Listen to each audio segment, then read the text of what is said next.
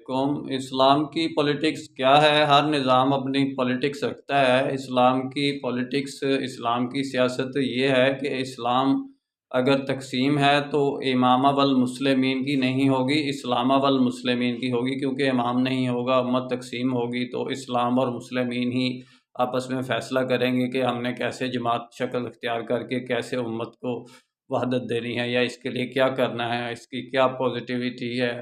Total یعنی کہ اسلام والمسلمین کے گرد گھومتی ہے پولیٹکس، تقسیم امت کی حالت میں۔ اور جب امت وحدت میں ہو تو امامہ والمسلمین کی پولیٹکس ہے، اور امام نے پھر آگے کیا کرنا ہے۔ اس کے بعد اینڈ جو پولیٹکس کی ٹرم تیسری آتی ہے وہ جہاد ہے، کہ یعنی اگر آپ امامہ والمسلمین کی بنیاد پر قائم ہیں آپ کی پولیٹکس، تو آپ جہاد فی سبیل اللہ کریں، پھر پوری زمین پر اللہ کے قانون کو نفاذ کریں۔ میرا کام اسلامک ورلڈ کی امن اور یونائٹی کا، انشاءاللہ ڈیٹیل میں بات پھر ہوگی۔ نسبت وحدت خدمت خیر کے ساتھ، اللہ حافظ۔